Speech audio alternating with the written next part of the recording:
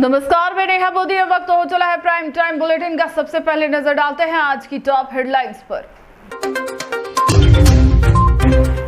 उदयपुर से शादी समारोह में जा रही बस रास्ते में पलटी, 2 की मौत, 28 घायलों का एमबी हॉस्पिटल में चल रहा इलाज। कनक हॉस्पिटल के प्रबंधक पर लगे आरोप, इलाज कराने आई मरीज के कान से सोने के कुंडल हुए गायब। सीएम भजनलाल शर्मा को मिली जान से मारने की धमकी, दौसा जेल से कंट्रोल रूम को किए 2 कॉल। अब खबरें विस्तार से। उदयपुर झाड़ोल NH-58E पर रनघाटी में आज शनिवार को उस समय चीख पुकार की आवाज आने लगी जब चलती बस पलट गई। बस पलटने से लोगों की सांसें ऊपर चढ़ गई और इस हादसे को देख हाहाकार मच गया। बस पलटते ही मौके पर लोगों की भीड़ जमा हो गई। हादसे में महिला सहित 2 लोगों की मौत हो गई, वहीं 28 लोग घायल हो गए और 2 की मौके पर ही मौत हो गई। बस में करीब 50 से ज्यादा लोग भरे हुए थे। सभी आपस में रिश्तेदार हैं। मौके पर से गुजर रहे लोगों ने बस के नीचे फंसे लोगों को बाहर निकाला। तब तक 2 जने सुमन और राजू की मौत हो गई।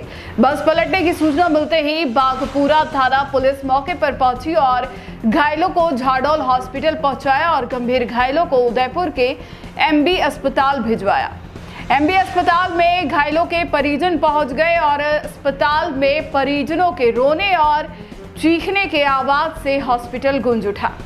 अस्पताल प्रशासन को भी हादसे की सूचना मिलते ही सभी एक्टिव मोड में आ गए और सभी घायलों को शुरू कर दिया इलाज। अस्पताल में पहुंचे घायलों ने कहा कि ड्राइवर की लापरवाही से यह हादसा हुआ है।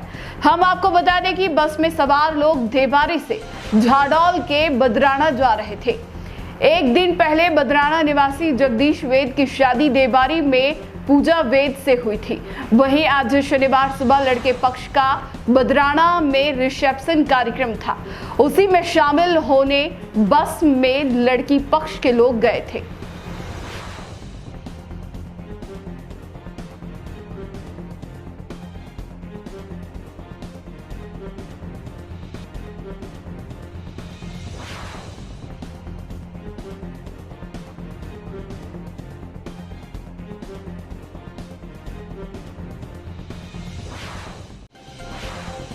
राजस्थान के सीएम भजनलाल शर्मा को एक बार फिर दौसा जेल से जान से मारने की धमकी मिली है।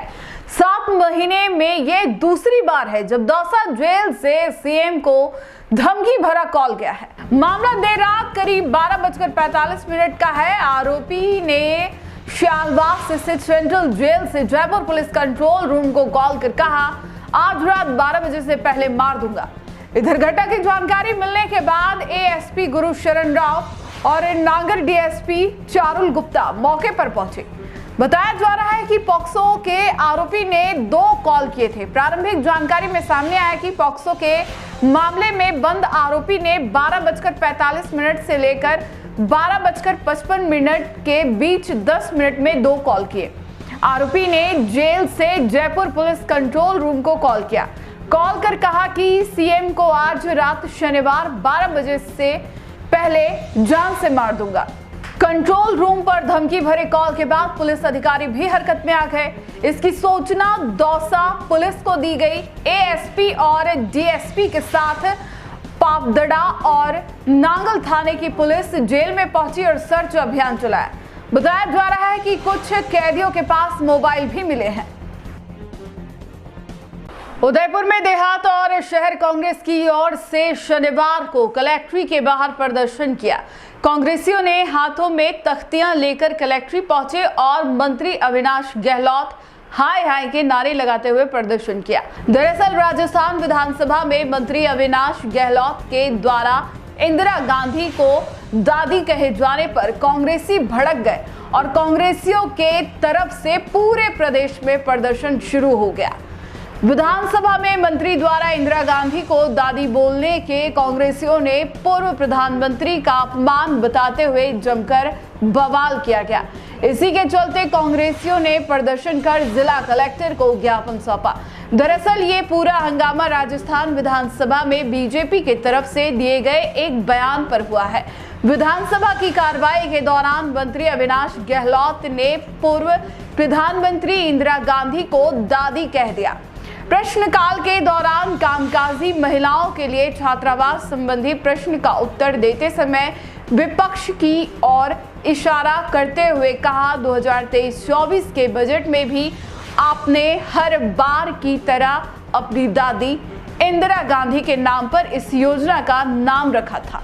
कल राजस्थान विधानसभा में जिस तरह से भारतीय जनता पार्टी के नेताओं ने, स्पीकर ने और जिस तरह से हमारे पीसीसी चीफ गोविंद सिंह जी डोटासरा, प्रतिपक्ष के नेता जूली जी और 6 विधायकों का जो निलंबन करा है, उसका उदयपुर साइड जिला कांग्रेस कमेटी और देहात जिला कांग्रेस कमेटी के द्वारा और पूरे राजस्थान प्रदेश में कांग्रेस कार्यकर्ता विरोध प्रदर्शन कर रहे हैं। और हमारी मांग है कि जो इनको निलंबित करा उनको रद्द किया जाए और अविनाश गहलोत जो इनका मंत्री है वो माफ़ी मांगे और अपने पद से इस्तीफा दे, नहीं तो कांग्रेस पार्टी के कार्यकर्ता सड़कों पर आएंगे और आंदोलन करेंगे। और जिस तरह से इन्होंने इंदिरा जी के बारे में कहा है, आज मैं कहना चाहता हूं कि माननीय अटल बिहारी जी वाजपेयी ने जिन इंदिरा जी को मां दुर्गा का रूप कहा था, आज उनके पार्टी के नुमाइंदे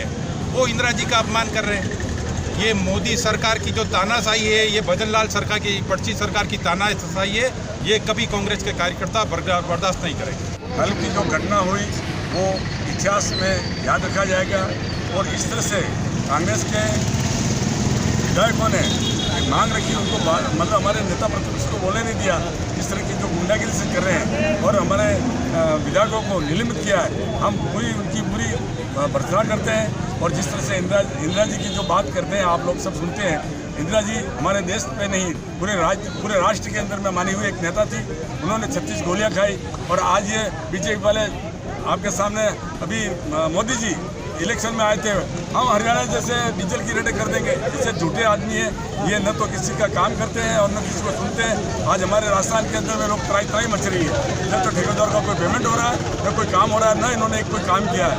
ये जितनी भी हमारी कांग्रेस सरकार की योजना थी, हमारे मनमोहन सिंह जो योजना थी, उसके अलावा कोई एक योजना भी चालू नहीं करे। योजनाओं का खाली नाम बदलना है और इंदिरा जी, अरे इंदिरा जी दादी, अरे इंदिरा जी सबकी दादी थी या कांग्रेस वालों की दादी नहीं थी। उन्होंने जो काम किया वो आज इतिहास याद है, इतिहास के पन्नों में लिखा जाएगा। जैसे बांग्लादेश, पाकिस्तान से बांग्लादेश को अलग करवा दिया, इस तरह की जो काम करने वाली जो लेडी है उसके लिए कांग्रेस तुम्हारी दादी थी। इस तरह की जो भाषा का उपयोग करें वो सराहनीय नहीं है, हम पूरी निंदा करते हैं। और जो अविनाश जी गहलोत है वो माफी मांगे, इस्तीफा दे और जो निलंबित किया है उसको वापस ले। उदयपुर शहर के कनक हॉस्पिटल में भर्ती महिला के सोने के गहने गायब होने का मामला सामने आया है।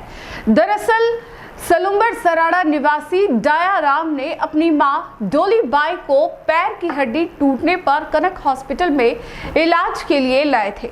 हॉस्पिटल प्रबंधन पर आरोप लगाते हुए कहा कि जब मां को हॉस्पिटल लाए तब अस्पताल प्रबंधन ने पहले तो आयुष्मान योजना के अंतर्गत इलाज करने की बात कही थी, फिर बाद में 30,000 रुपए कैसे भी करके वसूल लिए।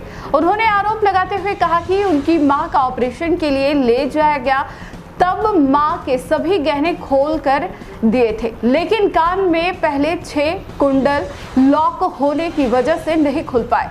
बेटे ने कहा कि जब मां के ऑपरेशन के बाद शिफ्ट किया गया तब हमने मां के कान में 6 कुंडल देखे थे। एक दिन हमें मां से नहीं मिलने दिया, लेकिन जब हम दूसरे दिन मिलने पहुंचे तो मां के कान से एक सोने का कुंडल गायब मिला। ऐसे में जब परिजनों ने हॉस्पिटल प्रबंधन को सीसीटीवी चेक करने को कहा तो सभी ने सीसीटीवी बंद होने का हवाला देते हुए पल्ला झाड़ दिया। दयाराम ने आरोप लगाया कि हॉस्पिटल आईसीयू में उनकी मां के सोने के कुंडल निकाले गए हैं और अब अस्पताल प्रबंधन सीसीटीवी कैमरे नहीं दिखा रहा है। इस घटना के बाद परिजनों ने हॉस्पिटल में हंगामा खड़ा कर दिया तो अस्पताल कर्मचारियों ने आनन फानन में मरीज के कान से बाकी बचे 5 कुंडल खोलकर परिजनों को दे दिए। फिलहाल इस पूरे मामले पर परिजनों ने हिरणमगरी थाने में परिवाद देते हुए कार्रवाई की मांग की है। मेरी मदर को मैं हॉस्पिटल में एडमिट करने के लिए आया था, फ्रैक्चर थी, इमरजेंसी में मैंने डीलिंग किया।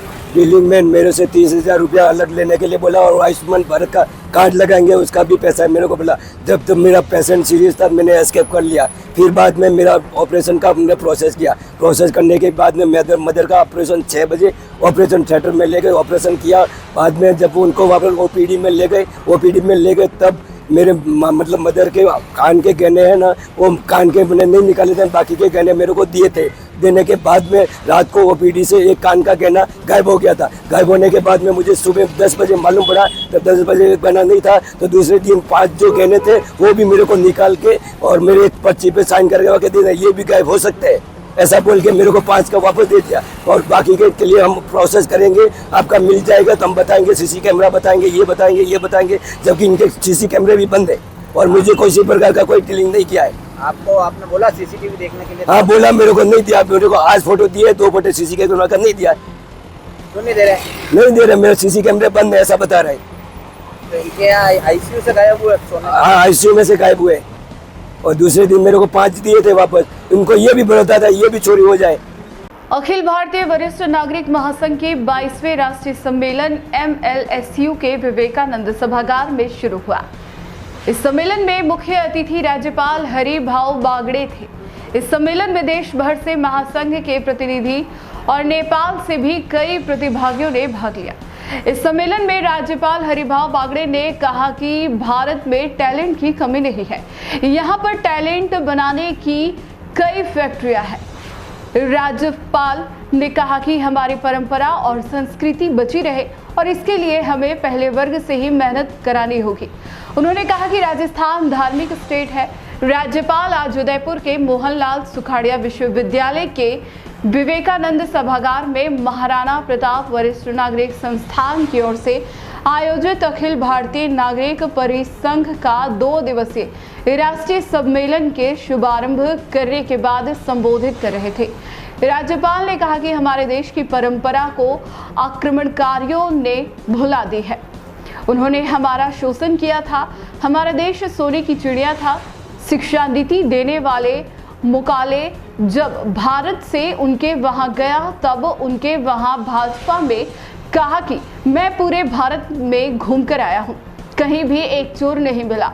यह बात 1835 की है। उसने कहा भारत के लोग हमारे गुलाम नहीं बन सकते क्योंकि उनकी नैतिक ताकत बहुत है, देव धर्म में उनका विश्वास बहुत है। कार्यक्रम में जनार्दन राय नागर विश्वविद्यालय के कुलपति प्रोफेसर SS सारंगदेवोत, परिसंघ के राष्ट्रीय अध्यक्ष VK भाडे, परिसंघ उपाध्यक्ष अन्ना साहब टकले, संस्थान अध्यक्ष चौरस लाल कछारा, डॉक्टर शिल्पा सेठ मंचासीन थी। टी न्यूज राजस्थान के बुलेटिन में फिलहाल अब तक के लिए इतना ही। आइए चलते चलते फिर से नजर डालते हैं आज की टॉप हेडलाइंस पर। उदयपुर से शादी समारोह में जा रही बस रास्ते में पलटी, 2 की मौत, 28 घायलों का MBA हॉस्पिटल में चल रहा है इलाज। कनक हॉस्पिटल के प्रबंधक पर लगे आरोप, इलाज कराने आई मरीज के कान से सोने के कुंडल हुए गायब। सीएम भजनलाल शर्मा को मिली जान से मारने की धमकी, दौसा जेल से कंट्रोल रूम को किए 2 कॉल। आज के बुलेटिन में इतना ही। अब दीजिए इजाजत नेहा मोदी को। ऐसे ही तमाम बड़ी खबरें देखने के लिए बने रहिए टी न्यूज राजस्थान के साथ। नमस्कार।